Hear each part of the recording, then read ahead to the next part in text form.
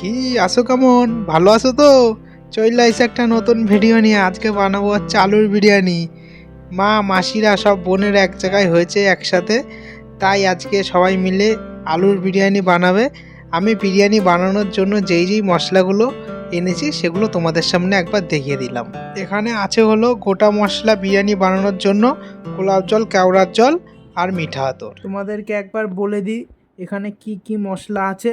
এখানে আছে হচ্ছে গোলাপের পাপড়ি, এলাচ, স্টার অ্যানিজ, জয়িত্রী, বড় এলাচ, জায়ফল, লবঙ্গ, দারচিনি, শাহজিরা, শাহমরিচ। আর মশলাটা আরও বেস্ট বানানোর জন্য আমি এখানে মৌরি অ্যাড করেছি। তোমরা যদি এই প্রসেসে বানাও অবশ্যই আরও মশলাটার কোয়ালিটি আরও দারুণ লাগবে। মৌরি এই প্যাকেটের মধ্যে ছিল না। আমি মশলার কোয়ালিটিটা আরও ভালো করে বানানোর জন্য আমরা বরাবরই বিরিয়ানির মশলার মধ্যে মৌরি অ্যাড করে থাকি, যাতে বিরিয়ানির কোয়ালিটি আর টেস্টটা আরও যাতে বেটার হয়।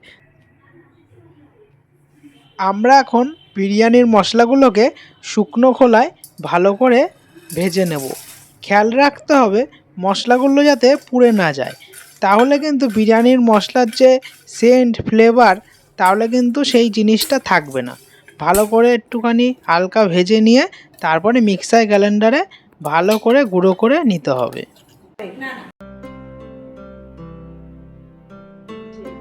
আমরা এখন বড় বড় সাইজের বিরিয়ানির জন্য আলু নিয়েছি, মাঝখান থেকে দুভাগ করে নিলাম।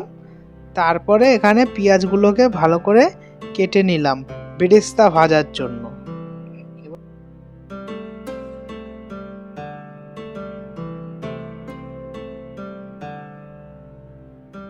আমরা এখন গরম তেলে একে একে পেঁয়াজগুলোকে ছেড়ে দেবো বেরেস্তা ভাজার জন্য। পেঁয়াজগুলো বেশ লাল লাল ভাজা হয়ে গেলে তারপরে হাফ পেঁয়াজ এখান থেকে তুলে সরিয়ে রেখে দেবো।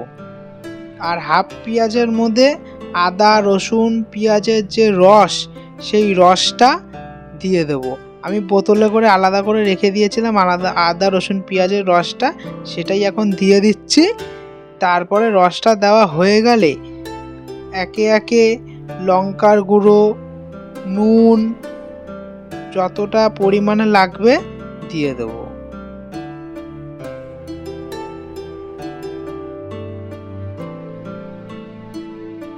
এখানে 2 বাটি গোলাপ কেওড়ার জল রেখেছি, এর মধ্যে আমি 2 ফোঁটা করে মিঠা আতর দিয়ে দিয়েছিলাম। সেই জলটা এখন আলুর রোগানের মধ্যে যেই ঝোলটা রেডি হচ্ছে সেটার মধ্যে দিয়ে দিলাম। তারপরে ভালো করে একটু নেড়ে তার মধ্যে একে একে আলুগুলোকে দিয়ে দেবো।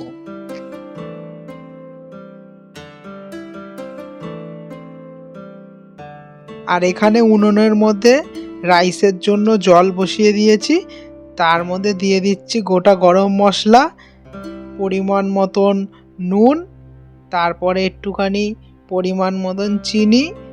চালটা যাতে গায়ে গায়ে লেগে না যায় সেজন্য আমি এখানে 1 বাটি সাদা তেল দিয়ে দিয়েছিলাম। তারপরে গোলাপ জল আর কেওড়ার জল ছোটো বাটির 1 বাটি এখানে দিয়ে দিয়েছি, তাহলে সুন্দর একটা সেন্ট আসবে। তারপরে জলটা ফুটলেই এখানে চালগুলো দিয়ে দিলাম। দেখতেই পাচ্ছ মোটামুটি ভালোই হয়ে এসছে।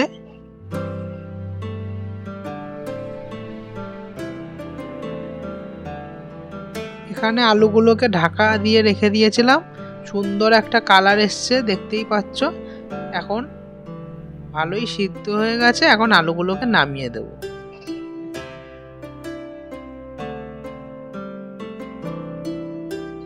এখন ছোট একটা বাটির মধ্যে গোলাপ জল আর একটু কেওড়ার জল দিয়ে জাফরানটাকে ভালো করে ভিজিয়ে নেব। ভিজিয়ে রেখে একটু ঢাকা দিয়ে কিছুক্ষণের জন্য রেখে দেব, তাহলে জাফরানের কালারটা আস্তে আস্তে ছাড়বে। দেখতেই পাচ্ছ কেন সুন্দর একটা লাল কালার, জাফরানের যে কালারটা অরিজিনাল সেটাই একদম দারুণ লাগছে দেখতে।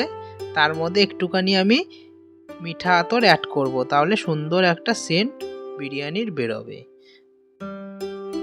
এখানে ডেচকিটা গরম করে তার মধ্যে ঘি দিয়ে ভালো করে চারপাশে ঘুরিয়ে নিলাম যাতে ঘিটা চারদিকে ছড়িয়ে যায়। আমরা এখন রান্না করে রাখা আলুটার মধ্যে দুধ, বিরিয়ানির মশলা, আমি যে বিরিয়ানির মশলাটা বানিয়েছিলাম সেটাই এখানে দিয়ে নিচ্ছি। আর তারপরে টক দই ফেটিয়ে রাখা এর মধ্যে দিয়ে নেব, দিয়ে ভালো করে মিক্স করে নেব।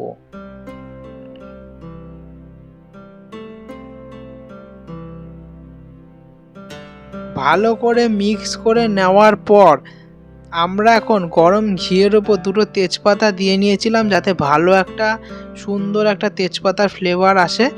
তেজপাতা দিয়ে ওপর থেকে সুন্দর করে রাইসগুলোকে ছড়িয়ে দিয়ে দিলাম। রাইসগুলোর ওপরে সুন্দর করে এখন আলুগুলোকে ভালো করে সাজিয়ে দেব।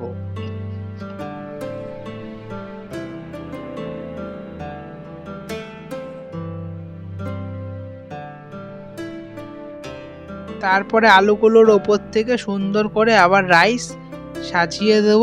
রাইসের ওপর থেকে সুন্দর করে পেঁয়াজের বেরেস্তাগুলো দিয়ে দেব। পেঁয়াজের বেরেস্তা দেওয়া হয়ে গেলেই তারপরে ঘিটা ওপর দিয়ে ছড়িয়ে দেব।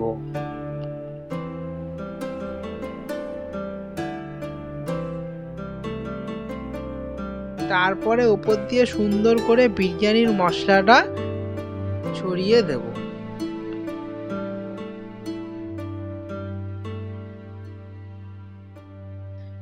বিরিয়ানির মশলাটা দেওয়া হয়ে গেলে তারপরে গোলাপ কেওড়ার মধ্যে জাফরান ভেজানো জলটা ওপর থেকে সুন্দর করে ছিটিয়ে দেব, যাতে চারিদিকে সমানভাবে পড়ে। তারপরে মুখটা ভালো করে সিল করে 10 মিনিট লো ফ্লেমে দমে দিলেই রেডি হয়ে যাবে আজকের আলুর বিরিয়ানি। দেখতেই পাচ্ছ এখানে কত সুন্দর ড্রাই শুকনো শুকনো ঝরঝর করে রাইস পড়ছে। দেখতেই পাচ্ছ এখানে বিরিয়ানি কাটা হচ্ছে, দারুণ লাগছে। এখন খেয়ে বলবো কতটা টেস্ট হয়েছে। তোমরা কিন্তু অবশ্যই এইভাবে একবার ট্রাই করে দেখবে কেমন লাগে আলুর বিরিয়ানি। আমি এখানে আলুর বিরিয়ানি তার সাথে মটন চুই ঝালের রেসিপিও ছিল। মটন চুই ঝালটা পরের নেক্সট ভিডিওতে তোমাদেরকে দেখাবো। তোমরা কিন্তু অবশ্যই বিরিয়ানিটা দেখে বলো কমেন্টে কতটা ভালো লাগলো।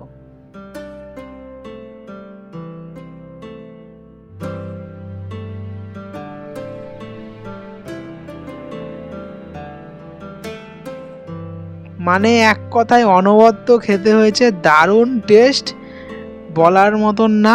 তোমরাও কিন্তু অবশ্যই একবার এইভাবে ট্রাই করে দেখো আলুর বিরিয়ানি বা চিকেন বিরিয়ানি বা মটন বিরিয়ানি। যেইভাবে মশলাটা দেখালাম অবশ্যই বিরিয়ানির মশলাটা ওইভাবে একবার বানিয়ে দেখো, অবশ্যই বিরিয়ানি হিট জমে যাবে।